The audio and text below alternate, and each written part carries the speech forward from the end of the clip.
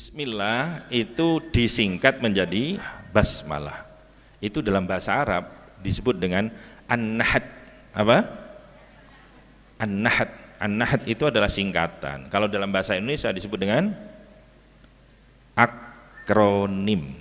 Bukan pantomim, bukan ya. Akronim. Akronim ya, itu singkatan. Alhamdulillah disebut dengan hamdalah. La haula wala quwwata illa billah disebut dengan hauqalah. Hayya 'alas shalah disingkat menjadi hayya 'alah. Ya, hayya 'alah itu hayya 'alas shalah. Nama saja kalau orang Arab ada Abdus Syamsi disingkat menjadi Absyami. Basmalah, berbicara tentang basmalah. Basmalah itu penting sekali. Kalau di dalam i'anah itu di muqaddimah itu bismillah itu bahwa kitab suci sebelumnya itu semua maknanya dirangkum menjadi Al-Qur'an. Makanya Al-Qur'an itulah sempurna karena dia adalah kitab suci akhir zaman yang setelahnya tidak ada lagi kitab suci. Makanya paling sempurna. Dari Al-Qur'an itu kemudian diringkas lagi maknanya yaitu pada Fatihah. Surat Fatihah itu adalah rangkuman daripada Al-Qur'an. Makanya Fatihah itu juga disebut dengan Ummul Qur'an, induknya Al-Qur'an. Nah, ternyata Fatihah itu lagi itu disingkat isinya itu di dalam apa? Basmalah, bismillahirrahmanirrahim.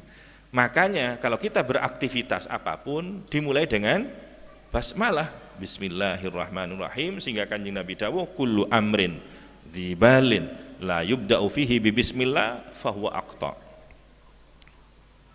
Setiap perkara yang baik ya, jangan yang tidak baik, perkara yang baik-baik kemudian tidak dimulai dengan membaca basmalah, maka fahuwa aqta, maka itu terputus. Ibaratkan hewan, dia tidak punya tangan dan kaki. Tidak punya tangan dan kaki, terputus. Berarti kurang sempurna. Satu ketika diriwayatkan dalam hadis riwayat Ahmad. Satu ketika Kanjeng Nabi ini naik hewan tunggangan. Karena Kanjeng Nabi itu naik bersama orang, bersama sahabat. Begitu tergelincir, itu kemudian orang yang dibonceng sama Kanjeng Nabi namanya Abu Tamimah, dia mengatakan ta'isya syaiton, celoko setan. Jadi pada waktu jatuh dia celoko setan, celoko. Maka kemudian mendengar hal ini, kemudian Kanjeng Nabi dawuh, la takul ta'isya syaiton, ojo ngomong ngono, jangan bilang seperti itu. Fa innaka idza qulta ta'isya syaiton ta'azam. Tatkala engkau jatuh, tergelincir, kemudian kamu mengatakan, setan, celaka setan. Ta'azama, setan kemudian bertambah besar, tambah membesar setan itu. Dan setan kemudian mengatakan bikuwatihi soroktuhu, dengan kekuatanku aku menjungkalkan dia, menggelincirkan dia. Jadi kalau jatuh jangan celaka atau meso, tambah nemen ya. Iya. Numpak sepeda tiba jantung.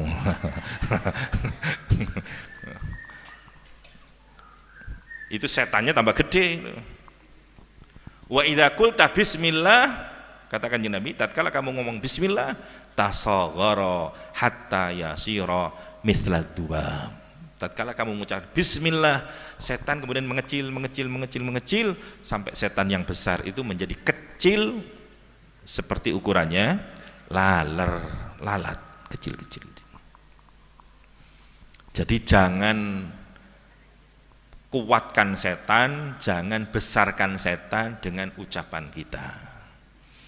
Ucapan meso, setan ini tambah gede. Ucapan ciloko, ucapan apalah yang tidak baik itu ya. Kemudian menyebut nama Allah seperti orang masuk rumah itu harus berzikir, ngingat Allah, ucap bismillah misalnya. Masuk rumah, kemudian dia makan di rumah, ucapkan bismillah. Maka saat itu kata Kanjeng Nabi dalam hadis riwayat Muslim, kalau orang baca bismillah kayak begitu, maka setan mengatakan la mabita lakum wala asya. Duh, lain iki gak iso nginep iki, gak bisa masuk rumah dan gak bisa ikut makan, kata setannya. Tapi kalau ada orang masuk rumah bludas, bludus, mangan langsung ngemplok, gak pakai bismillah, gak ingat sama Allah,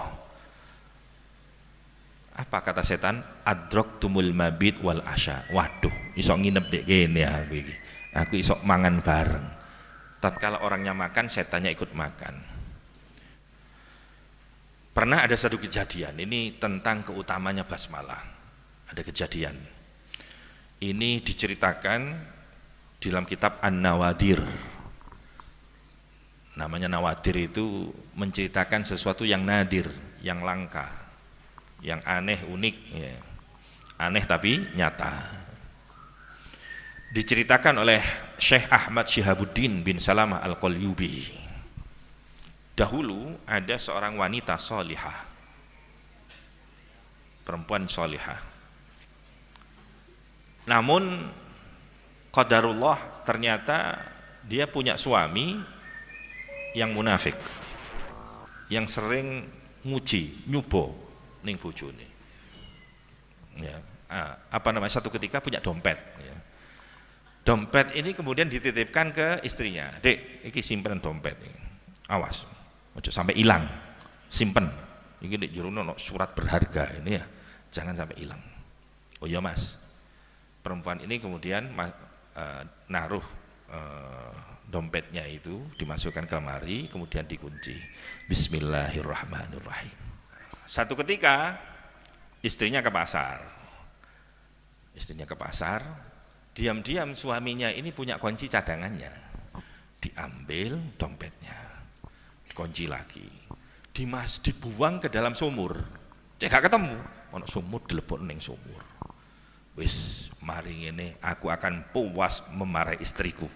Wong selama ini gak bisa marah karena semua pekerjaannya dilakukan, mau ngapain dilakukan terus. Mari kita tak sendeni ente-entean. Begitu pulang dari pasar, tanya, "Dek, dompetnya nang ndi?" "Oh ya sih Mas, tak jupukno." Dibuka, bismillahirrahmanirrahim, dibuka.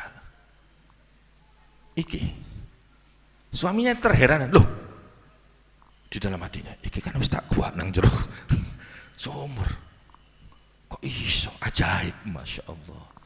Ternyata tatkala sang istri mau membuka lemarinya, Allah ngutus malaikat ngambil dompet itu dan dikembalikan ke situ. Sejak saat itu kemudian suaminya gak berani lagi menjahili istrinya. Oh, bojoku iku wali. Wah. Loh, soalnya wis duwe anak, wali murid.